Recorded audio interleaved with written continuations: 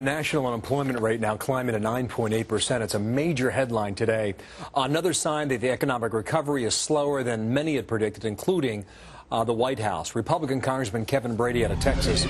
He's the House Republican Deputy Whip and ranking Republican on the Joint Economic Committee. Sir, good morning to you. What do you make of these? Hey, good morning. Make of the headline today. The economy is still, well, it's still slow. Yeah, Bill, you're right. The numbers don't look good.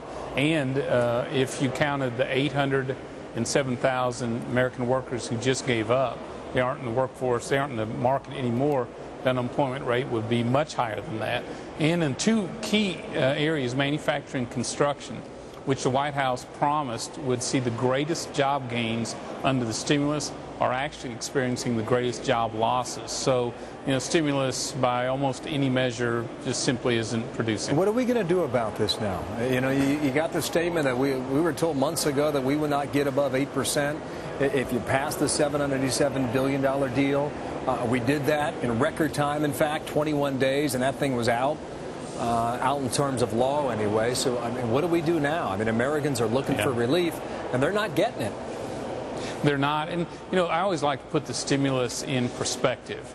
If the U.S. economy were the size of a football field, the stimulus spending so far is equal to 1 yard line. It's just slow, and it's not focused on jobs, and too much of it is wasted. So I think pinning our hopes on that is the wrong thing. What I've noticed in talking with our local companies, what they're seeing from their customers and clients are businesses are delaying decisions, investment decisions, because they fear Washington. They fear increased energy costs, health care costs, new taxes, capital gains, investment overseas. They see government sort of as the invisible hand of the market. They're not willing to make those key investments until they see what Washington's doing. I actually think the government is holding back our economic recovery. How so?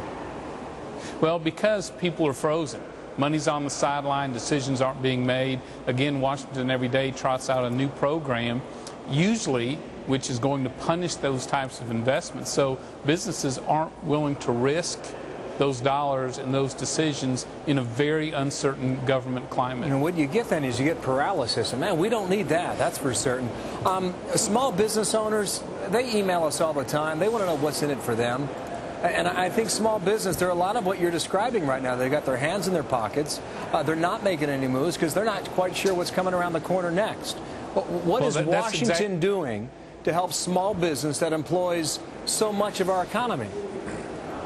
Washington is doing very little. And in fact, I think there was more money in the stimulus bill to buy public art in America than to help small businesses save workers or create new jobs. And I think right now what Washington is actively doing is scaring the heck out of small businesses. I mean, they watch what's going on, they see the new debt, they see the new taxes, the health care issues, the cap and trade, and they're paralyzed. They're not going to make those decisions. Again, I think government is a big part of the economic problem right now. If that's the case, then the recovery will be much longer than anyone wants. Kevin Brady, thank you for your time on The Hill today. Thanks, sir. All right, Martha.